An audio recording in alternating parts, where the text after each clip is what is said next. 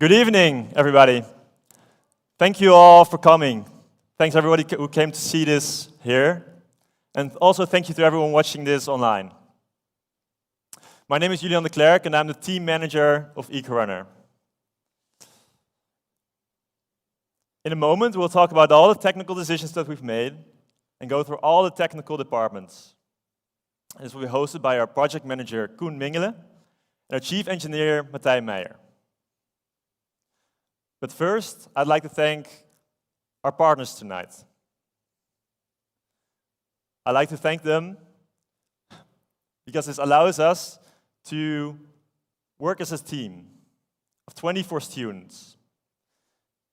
A team with over 10 different study backgrounds, and a team that's dedicated to promote a sustainable future by building the world's most efficient hydrogen-powered city car.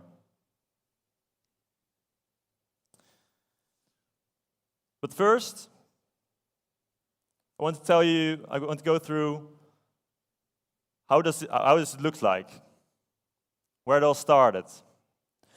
Because we started 13 teams ago with an efficiency race called the Eco-Marathon. And this efficiency race entails that you consume as little fuel as possible. And for that, we took into account 3 important factors. The first being that the car has to be light, the car has to be small, and has to have an aerodynamic shape. So that's what they build. And it causes the driver to lay down in order to steer the car. And that maximizes our efficiency. And we've continued to innovate with these models up until 3 years ago. But then, 3 years ago, we switched. We switched classes to an urban concept car, meaning that we have more similarities to the car industry. A car with an upright seat, a windscreen wiper, front and rear lights, and many more. And it was done to show that these high efficiencies can still be obtained even with these similarities to the car industry. But then, why do we focus on being efficient? Why are we efficient? And to simply put it, being efficient saves you fuel. An important topic in today's world where there's a need and desire to use less energy. Another hot topic in today's world is the usage of renewable energies. The first Eco-Runner ran on gasoline.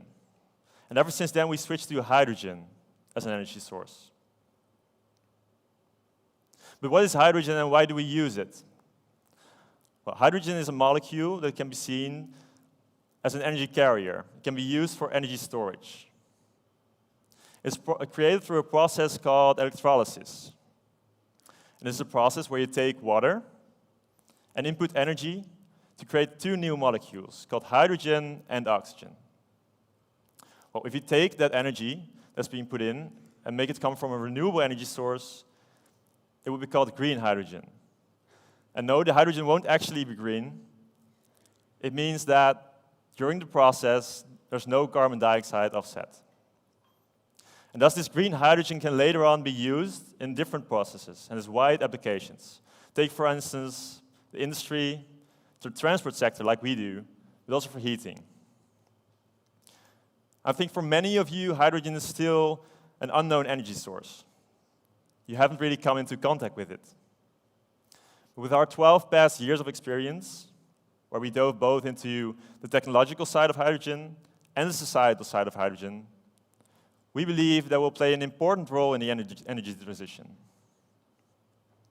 With our usage of hydrogen, we highlight a safe way to use this as a green alternative. Hope you're all still following me. Bear with me. Because the previous teams, they all did this to win the Eco-Marathon, the efficiency race. And last year, there's an amazing theoretical efficiency of 5,407 kilometers on just 1 kilogram of hydrogen. With that efficiency, you can drive from the Netherlands all the way to Egypt on only 14 euros of hydrogen. An amazing number. I guess you can't really compare it to your own car. And thereby, they won the Eco-Marathon last year. But at the Eco-Marathon, you only drive around a couple of laps, and you don't drive the actual distance.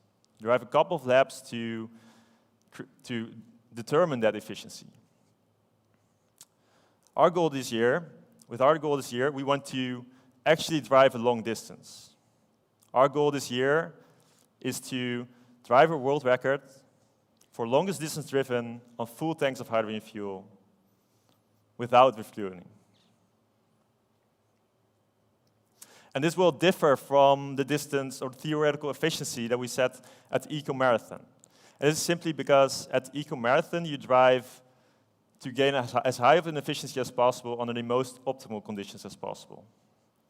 And then during the long distance that we want to drive, we come across more factors that lower that efficiency. Factors like wind, for instance. And it's up to us this year to take those factors and still have a high efficiency in order to set this world record. So let's take a further look at this world record. How does this work? Because we aren't the first ones to compete and set this world record. It was actually done 2 years ago already by another Eco-Runner team, Eco-Runner XI. And they set an amazing world record at 1,196 kilometers without refueling. But ever since then, the world didn't sit still. 2 years has passed, and so did 2 companies with this world record. First Toyota, and then followed by a French company called ARM Engineering. Well, it's now up to us. We've set our goal to drive further than they did. We want to drive further than 2,056 kilometers without refueling. So how are we going to do this? At the end of June, we'll travel to a proving ground, where we'll drive around laps on a track. And we'll drive at a continuous speed of 45 kilometers an hour in order to maximize our efficiency. And this will be going on until we hit that magical number of 2,056 kilometers. This will be done only 950 grams of hydrogen. That is less than the 1 kilogram I just mentioned, less than 14 euros of hydrogen. We'll be driving for roughly 3 days, through day and night, to obtain this world record. This ambitious goal that we set ourselves, it can only be done with a dedicated team. A team that consists of 5 different departments. The body department, vehicle dynamics department, Powertrain, electronics and strategy department, management, and also operations. And tonight we'll highlight all the technical decisions that have been made and present you our new design. There's more that comes to play. And there, the operations department translates this technical story to a story that's told to as many people as possible. And this is done through events like these, but also PR, keeping up with our partners, and also through creating podcasts. And this is all done to promote a sustainable future. We've set our goal this year to show the boundaries that can already be achieved today, and to push these boundaries even further. This year we want to drive a world record to show the efficient energy usage of renewable energies, to show that we can speed up the energy transition. This year, we'll set a world record to drive the transition. There is a lot happening in the world right now. While we can't deny the challenges we are facing, hopeful solutions are being developed every day. The knowledge is there. The mindset is there. The drive is there. But the essential next step is that we start working together.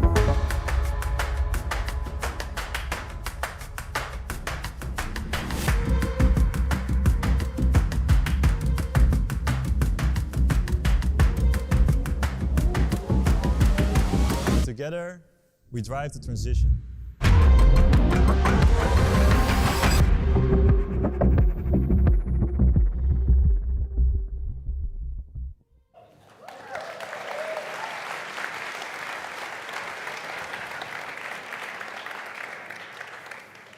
Well, thank all of you. My name is Koen Mingelen. I am this year's project manager for Eco-Runner Team Delft, and I'm responsible for the planning and finances of this project. And tonight, together with Martijn Meijer, our chief engineer, I will be taking you through this year's design and the changes that we have made to reach our new goals. Yes, thank you, Koen. I'm Martijn. I'm this year's chief engineer of the team, and this means that I'm in charge of the team's engineering department, and that in the end, I will be responsible for the quality of the design and the production of our car. Well, we've just heard from Julian that we have new goals this year. On the one hand, we're going to participate in the Eco Marathon, but we're also going to attempt to drive a world record. So maybe the first question is, what exactly do these changing goals mean for the requirements on our new design? Yes, so our goal this year is to try and break the world record by driving 2,056 kilometers on hydrogen without refueling. And we will also be taking part in the Eco Marathon competition. So this means that on the one hand, we have to try to make the car as lightweight and as efficient as possible. But on the other hand, we have to make it reliable enough so it's actually able to drive 2,056 kilometers. And to be able to drive this big distance this year, we need to take more hydrogen with us. And because of practical reasons, we have to try and break the record within 3 days. And therefore, we have to drive with a higher velocity of 45 kilometers per hour. Okay, so we have to take more hydrogen with us, and we're going to drive at a higher velocity. Very clear. Well, what did those changes mean for directly the design of our car? Well, it will cause for more vibrations and higher loads on the car. So we have to make the car reliable enough so it's actually able to withstand these greater loads. So it needs to be able to withstand these greater loads. And this actually calls for a clash all year, because we had to choose either between efficiency or reliability in the design. But we chose to weigh reliability in the design greater than efficiency, because our main goal is to try and break the world record. And therefore we accepted that sometimes certain parts in the car would gain a few grams in weight in order to make the car as a whole more reliable. Okay, well that is the choices we made on a top level for the car in total, but our car has been designed in 3 separate departments. So maybe it's nice to have a look at what exactly changed for these departments. We actually have the car of last year here with us on the podium, and it's nice that we can use it as an example for what has changed. Let's start with the Powertrain Electronics and Strategy department. And for those who are not aware of what that exactly is, the Powertrain Electronics and Strategy, or in short PES, is a department responsible for 3 very vital tasks in our car. On the one hand, it uses hydrogen to get our car into motion. That is done by the powertrain. Then the electronics side is responsible for, well, all the electronics in our car. And then lastly, the strategy devises and implements the most optimal strategy for us during the Eco Marathon and our world record attempt. So what does it mean for this PES department? Well, first of all, the PES department needs to make sure that the powertrain that's actually in the back of the car is able to operate with a higher power so that we can drive with increased velocity. But they also need to tune the current motor that we have so it's as efficient as possible for the conditions that we will drive in. But they also made the electronic system in the car more reliable. They made the electronic system in the car more reliable by improving the communication system that we have. This way we can read more information about the car, and therefore we can take action quicker when certain systems in the car don't function as it should. Okay, so increasing the power so that we can drive at a higher velocity and increasing the reliability of the systems. We're having more data on them whilst we're driving so that if anything goes wrong, we can act quickly. Very clear. Then we have the body department. It's responsible for, well, as you can guess, the body, so that's the outside shape of our car. Exactly what changed for them, Martijn? Well, the body department was really influenced by the fact that we are going to drive with more hydrogen, because this means that we have to take more tanks with us along our journey. So they have to make sure that these tanks can actually fit inside of our car and that the structure is able to withstand the greater load on the car. But they were also really influenced by the increased velocity that we are going to drive with, because the current shape of a car is designed to be as aerodynamic as possible for the speed that we will drive with. Okay, so more space for our additional hydrogen and an optimized shape for this higher velocity that we'll be driving at. Also clear? Then we have the last department, which is the vehicle dynamics department. They are responsible for all the interactions of our car with the road. And I can imagine that especially for them, these higher velocities and additional hydrogen in the back can be quite challenging. So what did it mean for them? Yeah, that's true, because the vehicle dynamics department need to make sure that the suspension that's right over here at the car can actually handle the more vibrations and higher loads on the car. And as you can see with the suspension, it consists of a lot of small and vulnerable parts. You can also see it on the screen right there. And all these small and vulnerable parts need to be reliable enough so we can actually drive the big distance that we want to. Okay, well, thank you, Martijn, for this short overview of all these systems. This was the car of last year, and we have discussed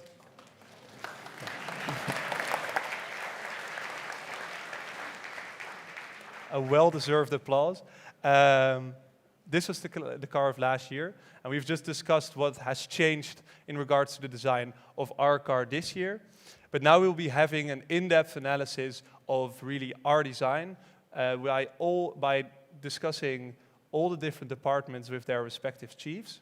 And we will be starting with the department of Powertrain, Electronics and Strategy with their chief, Joppe van Soest. Fair. And you may try to find Joppe here tonight on this podium or somewhere else, but you will not be able to because Joppe is actually not here in the room with us today. He's on a live broadcast to the Dream Hall with us. And from there, he will be explaining exactly their design with the parts that will be actually going into the car, but then from the safety of our own workspace. And with him is Eliane van Bokstel, our operations manager, and she will be asking him all the right questions. Eliane, how is it there at the Dream Hall? Thank you, Koen. I can hear you very loud and clear. Can you hear me? Yeah, we can hear you actually. So go ahead. Perfect. I am very glad that I can welcome everybody live from the Dream Hall. This is the place where we realize our mission. The place where we work every day very hard on Eco-Runner. Behind me, you can see all the machines where we produce some of the parts for our car. Upstairs are all of our offices, and we of course also have a workplace. I am standing here together with Joppe, our chief engineer of the Powertrain, Electronics and Strategy department. So Joppe, PES is a department with a very wide range of applications. So let's start at the beginning, the Powertrain. What does the Powertrain department actually do? Thank you, Eliane. So the Powertrain department is responsible for making the car drive. We have to make sure that the hydrogen gas is converted to movement as efficiently and safely as possible.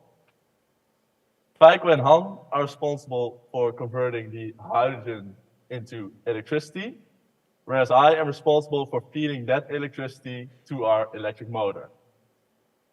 So let me take you through the Powertrain. It all starts at the hydrogen tanks. Okay, so these are the hydrogen tanks. These are the, Okay. this is one of them. Okay. Want to hold it? Yeah, of course. Oh, it's not as heavy as I thought it would be, actually. It isn't, no. Last year, we had 4 tanks of 9 liters, pressurized at 200 bar. This year, we managed to buy 2 new lightweight tanks that are 2.6 kilos lighter than this one. And we managed to fit in an extra tank so that we can take 5 instead of 4 tanks with us. Additionally, we adjusted the old tanks so that now we can fit in 300 bar instead of 200 bar. Okay, so because of this higher pressure inside the tanks, we can store more hydrogen in one of these tanks, right? Indeed, yeah. And where does all this hydrogen that comes out of these tanks eventually go to? Well, this energy goes to our fuel cell. I've got the fuel cell right here. This is our fuel cell.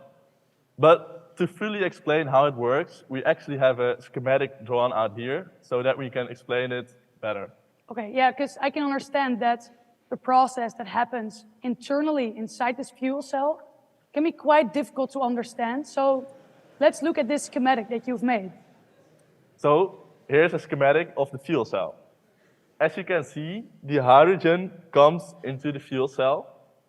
Hydrogen is actually just protons and electrons. So the first thing that happens is that the protons and the electrons are separated. Then the protons can actually move through the membrane to the other side of the fuel cell. However, the electrons cannot. So they have to move outside of the membrane, and moving electrons is actually just an electric current, which we will be using later on. At the other side of the fuel cell, we let air in, and as we all know, air contains oxygen. And we need that oxygen to, together with the protons and electrons from the hydrogen, form our only waste product, which is water. Okay, so I think that made the process a bit more clear. So the fuel cell converts the hydrogen into electrical energy, and the only waste product from this process is water. Indeed. Yeah. And is this fuel cell any different in comparison to last year? It is. Okay. So this year, we will be using a 1,000-watt fuel cell instead of a 500-watt fuel cell from last year, because our focus is on the world record attempt. During the world record attempt, we will be driving 45 kilometers an hour instead of the 25 kilometers an hour during the Eco-Marathon. This means we need more power, and this fuel cell is actually more efficient at higher power. We will still be using the old fuel cell during the Eco-Marathon. So now we have converted our hydrogen to electricity, and we actually feed that electricity to our supercapacitors. These are our supercapacitors. You can actually think of them as a battery. So the fuel cell works best when drawing constant power from it, but you can imagine when accelerating, we need more power. That's when we draw that power from the supercapacitors. Also, our motor can actually give back energy when braking, and this is also stored in the supercapacitors. Supercapacitors are ideal for delivering or receiving short amounts of high power at a very high efficiency. Okay, so the supercapacitors are a sort of energy buffer. The car can use the supercapacitors when it needs electrical energy to accelerate, or when it needs to get rid of electrical energy. And all this electrical energy, where does it go to? Well, eventually it has to go to our electric motor. However, our electric motor is actually just a stupid machine. By sending the right amount of current at the right time, it starts to turn very efficiently. However, we still need that right amount of current. So that is when our motor controller comes in. This is actually a smart machine which we test and tune throughout the year so that it knows exactly which current it needs to send to the motor so that it can run as smoothly as possible. Then our electric motor. This is our electric motor. You think it is a wheel, but it is actually inside of the wheel. There are a lot of electrical wires, and by sending current through the wires, the magnetic field is created, and there are magnets on the inside of the wheel. So when we do everything correctly, these magnets start to turn, which eventually makes our wheel turn, which makes our car drive. Okay, so let's sum up this powertrain department a bit quickly. We have the hydrogen, and the hydrogen is converted into electrical energy by the fuel cell. This electrical energy goes to our energy buffer, the supercapacitors, and after it has passed the supercapacitors, it goes to the motor controller. The motor controller sends the right current to the electrical motor, and then when the electrical energy arrives at the electrical motor, the car can start driving. Yeah. Okay, so is it still clear on the other side? Koen. Yeah, I think it's very clear here. I just have a question. This motor is so very important, but how powerful is it actually, Adriana? Yeah, that's a great question, Koen. So how powerful is this motor? Well, during our world record attempt, we drive at approximately 45 kilometers an hour. So our motor then runs at around 350 watts. Okay, so I hear this number, 350 watts. That's a bit abstract. So do we maybe have something where we can compare it with? We're in a workplace, so I think we can find an equipment, right? I see a drill here, a motor drill, just a simple conventional motor drill. Is this comparable to our electrical motor? Well, if I think correctly, this drill is actually twice the power we need during the world record attempt. Twice the power. So our car drives on half of the power of a normal conventional drill for 45 kilometers an hour. Yeah. A whole car. Okay, that's very impressive. Thank you. Okay, I hope that made the powertrain department a bit more clear, but the BEST department is also responsible for all the electronics in the car. So let's go to this electronics side. Can you tell us a bit more about all the electronics inside the car? Yeah, so the electronics department consists of Liam and Timmy. They are responsible for all the small electronics and the safety of the car. So think of the lights, automatic safety measures that shut off the car when something goes wrong, but also manual emergency buttons for the driver and all the communication with and within the vehicle. They work with these boards, which are actually kind of mini computers. They look very complicated, but luckily Liam and Timmy know exactly how to work with them. So the goal for electronics this year is to use less energy. Last year they were using 4.5 watts, but we want to bring that down to 3 watts. For example, by using different chips that are more energy efficient. Furthermore, electronics controls the car. The driver only has to steer. We know exactly how fast the car needs to drive at which point in the track. So this is all has to be communicated from the steering wheel to the rest of the car. Finally, this year we also want to train the driver such that during practice laps, they receive feedback on whether they are driving the perfect racing line or not. Okay, so the electronics department is responsible for all the communication inside the car, and the department also achieved this year to put the power down from 4.5 watts to 3 watts, which makes the car way more efficient, right? Yeah. Okay, and I heard you also said something about the perfect speed and the ideal race line. How do you determine this perfect speed and this ideal race line? So that actually comes from our strategy. Bob, our performance and strategy engineer, is responsible for determining how we can use the car as efficiently as possible. By combining all the data gathered by the different departments, he creates an extensive overview of our car. Then, using his vehicle physics model, he determines the best strategy and the optimal setup for our car. Furthermore, he also determines the optimal velocity and braking points during each different stage of the track, so that we can complete a course using as little energy as possible. Finally, he has created a computational tool so that each department, during the design phase, can see how certain design phases affect the total performance of our car. This year has mainly been used by the Powertrain department, but for the coming years, this can be used by every different engineering department of Eco-Runner. Okay, so this computational tool is this year only used by the Powertrain department, but next year we can use it for all the departments, and that can make the car even more efficient than it is already now, right? Yeah. I think we have heard a lot of information from Joppe, so I wonder, are there any questions from the audience? Yeah, so the powertrain department, the electronics and strategy are often seen as quite a difficult department to grasp. So we thought, as we already have this live connection to the Dream Hall, it would be a nice moment to, well, have a question if you have one from the audience. So there is a man with a microphone on a stick.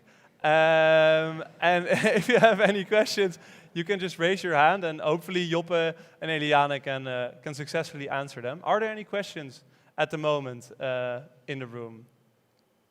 Don't be shy. There are no stupid questions.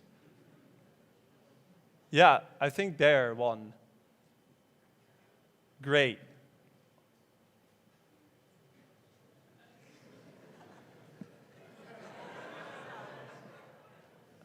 Hi, great presentation, thank you. I was wondering, why aren't you using batteries actually, but the alternative?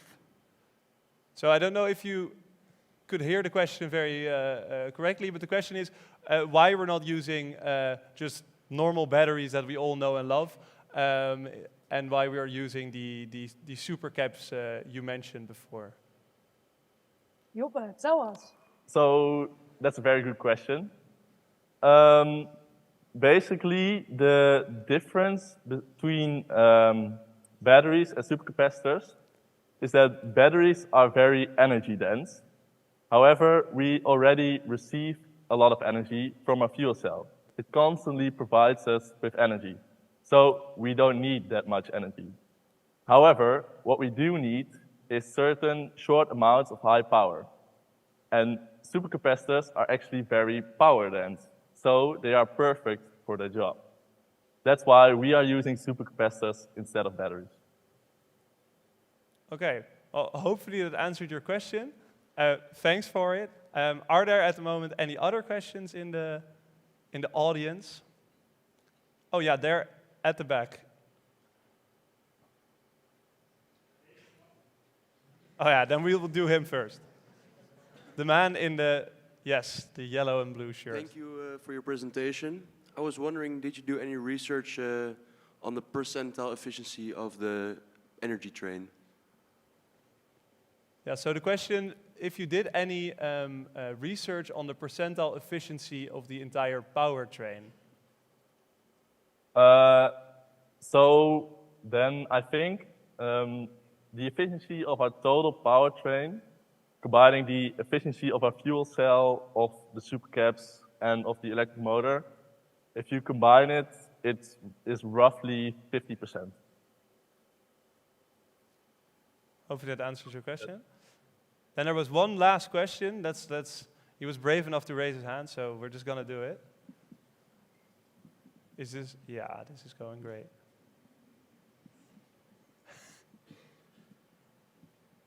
Hi, I was wondering, how do you determine the maximum or the right capacity of the right pressure of the hydrogen tanks? So if I understand correctly, how do we determine the optimal pressure in the hydrogen tanks? Yeah, so Joppe? So I think basically for our hydrogen tanks, it's most optimal to have the biggest pressure possible, because a higher pressure means we can take more hydrogen with us. However, we have to take into account certain safety measures from the tanks itself. So that is our limiting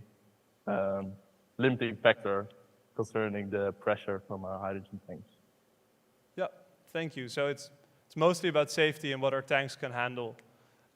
Well, thank all of you for your questions. Hopefully that has cleared up at least some of the questions that were with you. If you have any more questions, of course, you can always ask them after the presentation.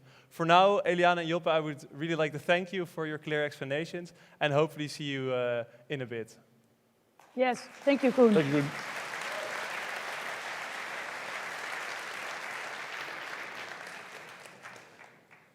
Now, we've had the powertrain. The car has now been put into motion by the powertrain, and then our car will start actively interacting with the road. So a lot of vibrations and loads will be introduced into our car, And all these loads and vibrations will first go to the parts of our next department, which is the vehicle dynamics department. And especially because this year we are going to drive at a higher velocity and with more hydrogen in the back, this is a very vital department. So here to tell us more about it is Chief Vehicle Dynamics, Bas Geerts.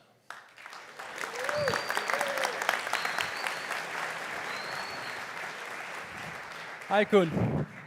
Thank you for the introduction. I'm Bas, and this year, together with Thomas, I'm responsible for the Vehicle Dynamics department. Yeah, so maybe let's just start with the question for which parts in the car you're actually responsible as a Vehicle Dynamics department. Of course, like mentioned earlier, we are responsible for all the interaction between the body and the road. So this all starts with our highly efficient tires and wheels. These wheels are connected to the body via the front and rear suspensions. These suspensions are not only the connection to the body, but also the springs and dampers used to cancel out the vibrations and make sure for a smooth ride. The front wheels need to be able to steer, so this is also our responsibility. And our final part, the wheels need to be able to brake, so this is our final responsibility. Okay, so... I forgot. All of these individual parts need to be light, efficient, and strong, so that we need to keep into account. Oh, amazing. So you have to design, to sum it up, you have to design all the wheels, the front and rear suspension, the steering, and the braking. Well, that's quite a lot of different systems. I can imagine that that's already quite challenging. But what was really the challenge of this year's design for your department? Our challenge directly derived from the team goal. The greatest distance driven at the world record attempt is especially challenging for our parts, since we have a lot of lightweight moving parts often made from aluminium, and these kinds of parts are prone to fatigue. Fatigue means that if a certain load is endured multiple times during the lifetime of the material, it can start to break. Last year, they focused on the Eco-Marathon and built a great car for that. My predecessor saved a lot of weight on the Vehicle Dynamics department and had a great design for this. However, these lightweight parts had a more difficult time during the world record attempt, and one of them even broke. So it was our challenge to work further on this great design and try to make it more robust. To make something more robust, you often need to add material and weight. So we tried to save weight where possible and add it somewhere else in order to keep a similar weight while making the car more robust for the extra kilometers driven. Okay, so do you have any examples of parts in the car where you added this weight to make it more reliable and more robust? I think I can explain this clearest at the front suspension. The front suspension is a part which is very prone to fatigue, since it is lightweight, has a lot of moving parts, but that still endure a lot of forces. One of these forces last year was from the wheels, which were a little bit crooked. They were designed ourselves and manufactured in Delft, but because of the manufacturing technique, there was a little bend in them. These wheels, at the world record attempt, turn around millions of times. And every time they feel a little push from this bend. So this is why this year we opted for off-the-shelf carbon wheels, which are very straight, but are a little bit heavier. Also in the middle of these wheels, since we could not design them ourselves, there was a bigger hole than we would have chosen. So we needed to fill up some space, and we went searching around for techniques to fill up the space. And we ended up with a very exciting 3D printing of titanium. This allowed us to very efficiently fill up the space, creating a lot of stiffness. And we chose titanium for this, since some of you might know, it's a very lightweight, strong material, and it's very robust against this fatigue. Okay, so in order to increase the reliability of the system, we chose to use two externally produced carbon front wheels. But to be able to use those wheels, the holes that were in the middle had to be filled, and the hubs, which are these parts that are in the middle of the wheel, also had to become larger. To save weight on these larger parts, you chose to 3D print them from titanium. Indeed. Oh, really interesting to see. I always find it very interesting how one choice at one side of the design, so choosing to use different wheels, can lead to all these different choices throughout your design. I also heard that you did something interesting with adjustable parts. Can you tell us a bit more about that? Yeah, we did. That was our other focusing point this year. To compensate for small manufacturing mistakes, it can come in really handy to change length of certain parts. Also, this changing length of these parts gives our strategy guys a lot of parameters to play around with in order to make the car even more efficient. Okay, and where in the car can we see this in action? They can be found all around the car, from the front suspension to the steering, but I think I can explain it clearest at the rear suspension. I will first explain the general design of the rear suspension. We kept this the same. So the two horizontal rods you see behind me, this is the connection to the body. It's the same concept and design as last year. It's called a double trailing arm. But instead of mounting two springs directly to these trailing arms, two push rods are mounted to them. And these push rods are used to rotate a rocker, which is sort of a hinge. And this hinge pushes in the spring. We even save weight on this design, since we now use one spring instead of two. Okay, well, really cool. Yes. I've also heard that this is a similar system to what they use in actually Formula One, and I do not know all about this, but everything they do in Formula One seems like a good plan. So, nice job. We still have half a year ahead of us. So, Bas, what's on your planning in the coming months? We're now in the middle of our production period. We still produce most of the parts ourselves, and luckily at the Dreamo we have a great place to do this. We can mill and leather our aluminium parts and even have a computerized mill. And this is an incredible precise way to manufacture this aluminium. It can be more precise than a tenth of a piece of paper. We can also post-process our off-the-shelf carbon parts. And after all these individual parts are made, we can combine them together, assemble them, and start our testing. So we have a very exciting couple of few months to come, Koen, where we will start to see our design come to life. So I'm looking forward to that. Well, thank you, Bas, for your clear explanation. And I look forward to seeing it as well. Yes, Thanks a lot. Yeah.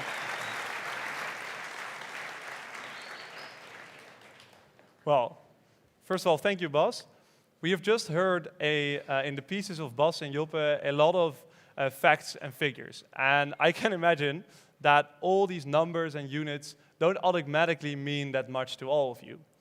And then only a comparison with something you actually do know can sometimes help to truly understand what it means. So that's the idea. We're going to do a short quiz with all of you.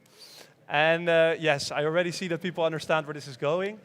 Under your chair or on your chair, you have found two pieces of paper, a green one and a blue one.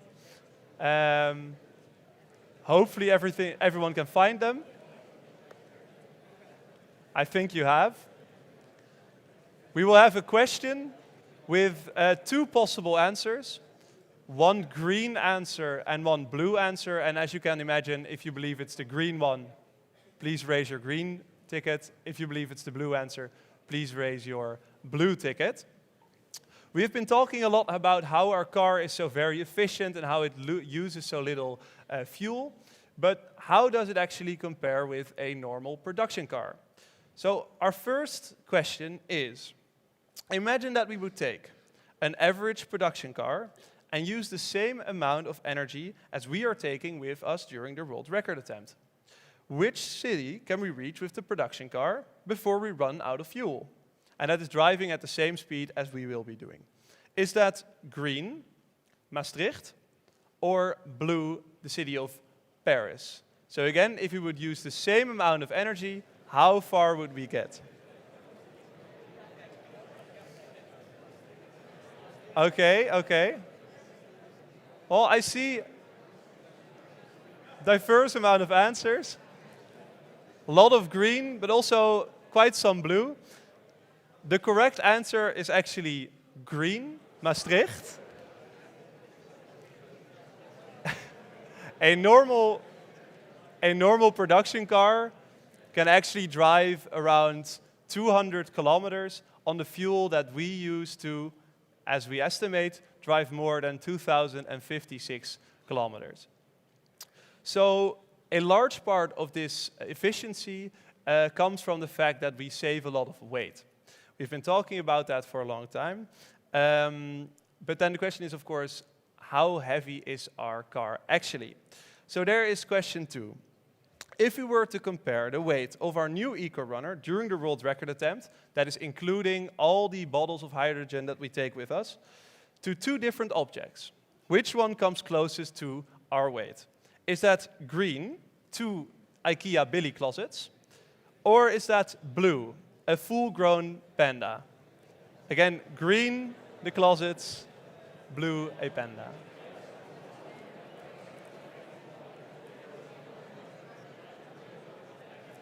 Okay. I see a lot of green again.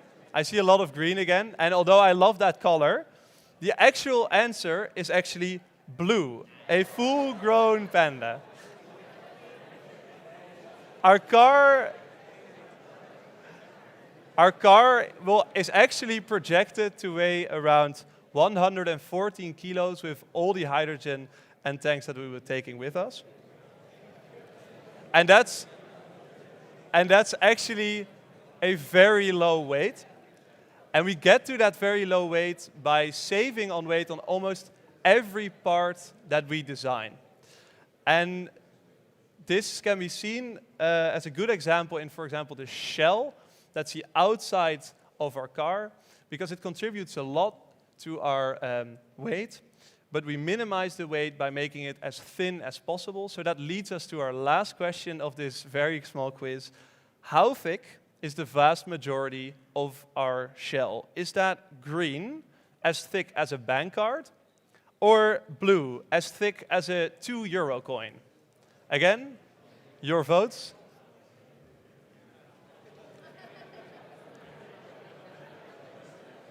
Okay. I see a bit more of a difference in this one. The actual answer is green, as thick as a bank card.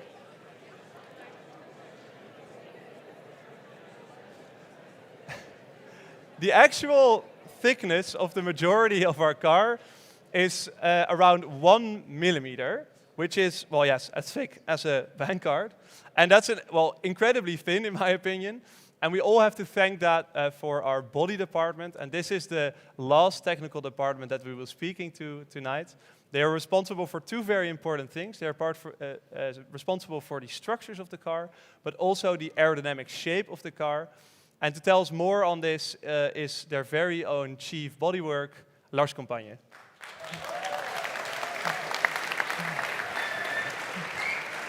Yes, thank you. Welcome, Lars. Can you maybe start with telling us how the Bodywork department works, and what exactly your goals were this year for the design? Yes, so our body department consists of Chenil, our structures engineer, Noor, our body production engineer, and Christian, our aerodynamics engineer, and me. So our biggest goal was to design a car that is strong enough in order to carry all the forces that act on it, such as the forces from the suspension designed by the vehicle dynamics department, but also weight of the driver and the hydrogen tanks. However, our car still had to be as lightweight as possible. In order to do so, we made use of carbon fiber.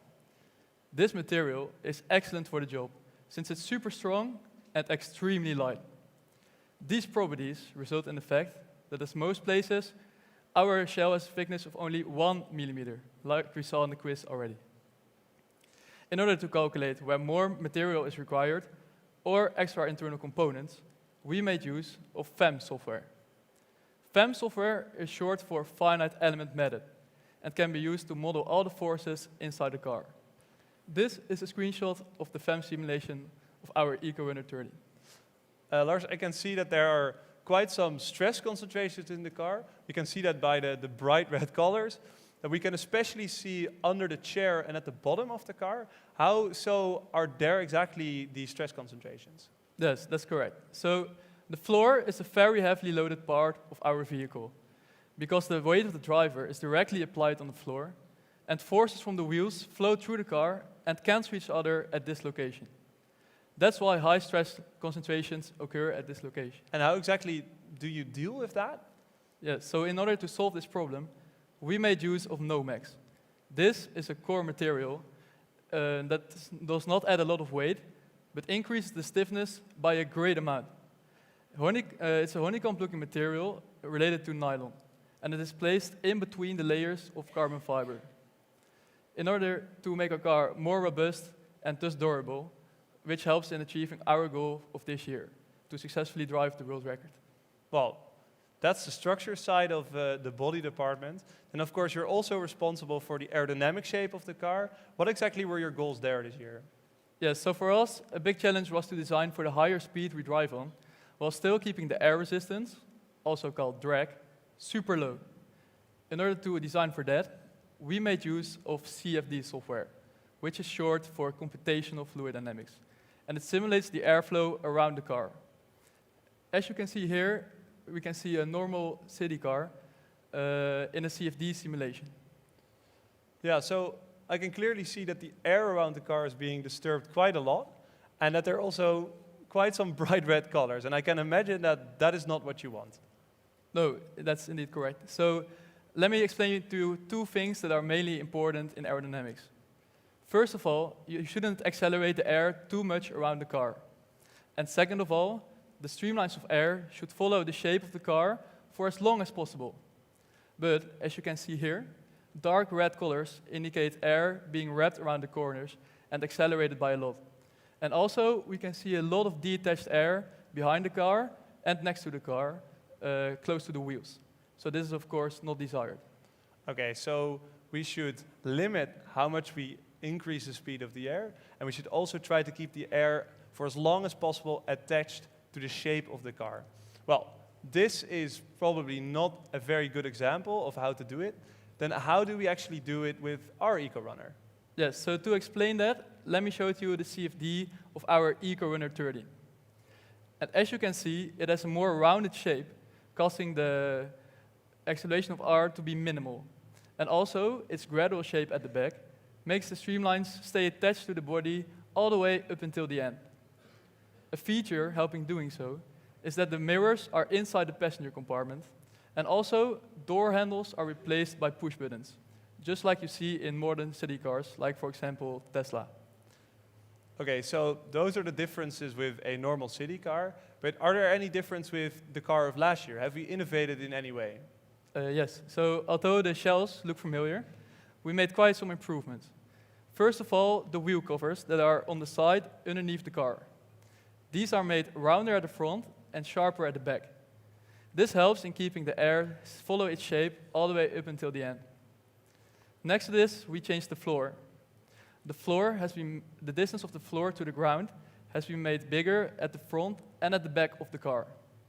This allows for a smaller Venturi effect, which is acceleration of air underneath the car.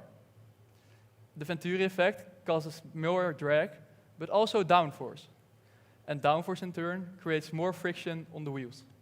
And this is of course not desired for our project. Next to that, the back of the car looks different. So we made the tail wider, causing a bigger benefit of the total length of the car, also to the sides, which causes a lower drag value. And lastly, we changed the kink from the body to the canopy, which is the place where the head of the driver is located. This kink has been made smoother. So, to see these changes implemented, I will show you the CFD of last year and this year, where on the right side you can see the CFD of our Eco-Runner XIII. And as you can see, the streamlines, they follow to a later stage the body and attach later here. So, yeah, that's nice. Well, Lars, that looks great. First of all, thank you for that amazing design. But it has resulted clearly in a very complex shape. So how is it ever produced, especially with all these difficult materials like the carbon, the Nomex you all mentioned? Yes, so our production started by making two molds, one for the top half and one for the bottom half of the car. These molds were made by laminating glass fiber onto a 3D mold shape of our car. After pulling off the molds, these weeks we started to lay layers of carbon fiber into these self-produced molds, and also the Nomex. And simultaneously, we make internal components in separate molds. And after everything is finished, we will assemble it together in the dream hall. Well, thank you, Lars, for this clear explanation, and I would love to see the final product. Yes. Thank you a lot.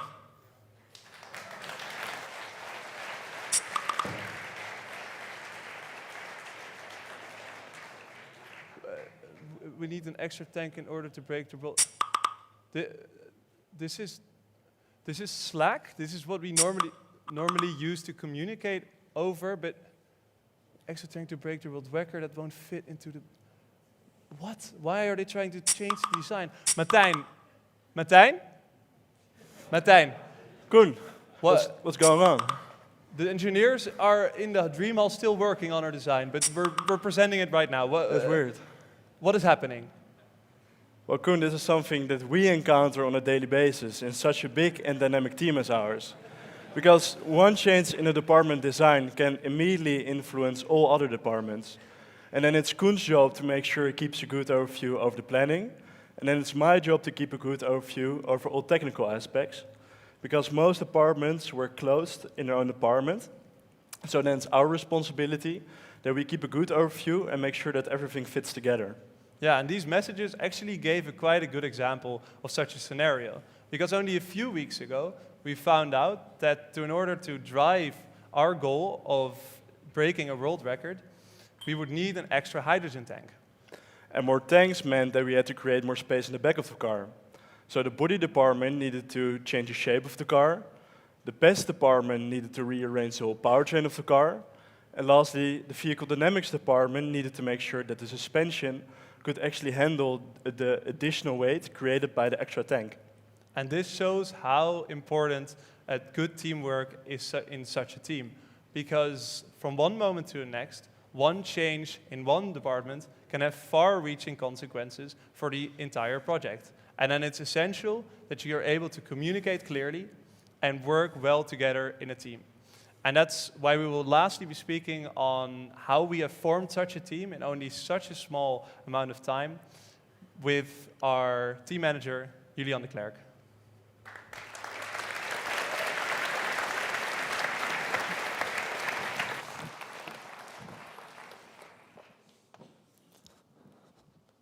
Yes, thank you, Koen and Martijn. There's indeed more that comes to play than just this technical aspect, and that's the team. Because we met each other 5 months ago without knowing anybody. So you really start from scratch, and that makes you wonder, how do you go from not knowing anybody to a high-performing team that will drive this world record? Well, for that, I can honestly tell you, it really starts with fun. So that's exactly what we did. We organized a team week, went on a team weekend. We visited many different cities, and we organized many different activities. So we had a lot of fun, as you can see here. But that's where it starts to differ. Because fun only gets you to a certain level. Fun doesn't get you to drive the world record. So, at the beginning of the year, we set ourselves a goal that everyone agreed to, so that everyone in 1 year will work towards this goal. And that's what makes this group of individuals a team. And as the year progresses, you start to get to know each other's strengths and weaknesses. And that's where the most important factor in our team comes through, which is trust. And trust in each other's capabilities to perform when needed, and trust to uplift these strengths and weaknesses even more. And with our team, I can tell you that this is exactly the case, and we have exactly the right amount of trust to obtain this world record. In the upcoming months, we'll finish the production of our car, and we'll reveal this during our car review at the 2nd of May, and we'll also highlight the societal aspects here more. From that point on, we'll start to test and optimize everything we can about this car to drive as efficiently as possible. And at the end of May, we'll travel to the south of France to perform at the Eco-Marathon. And then at the end of June, we'll travel towards our final goal, the world record, to break that world record. So quite a busy schedule, you might see. So to all the friends in this room, I hope you now see why we choose to spend so much time on this project. And to all the parents in this room, I hope you treat us well when we show up tired. With that all being said, I'd like to thank you all for coming, and we would like to present to you the design of the Eco-Runner XIII.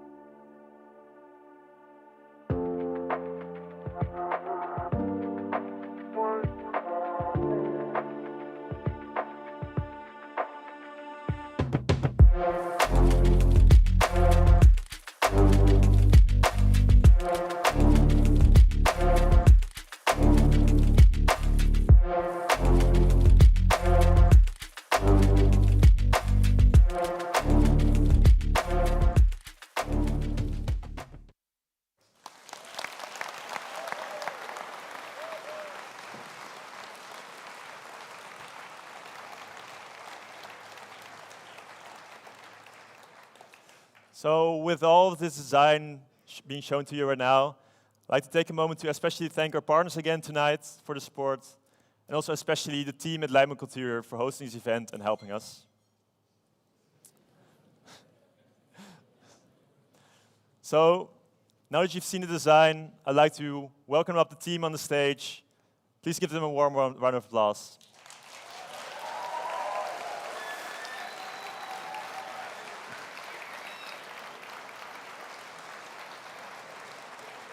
Nou, kom erbij.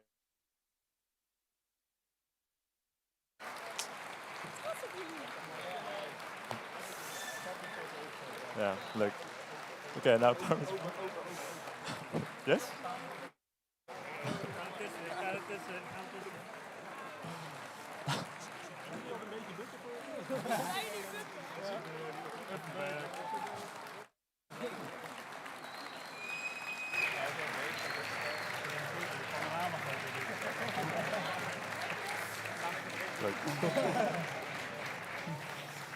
Thank you all. You can enjoy another drink in the foyer. Thank you for coming.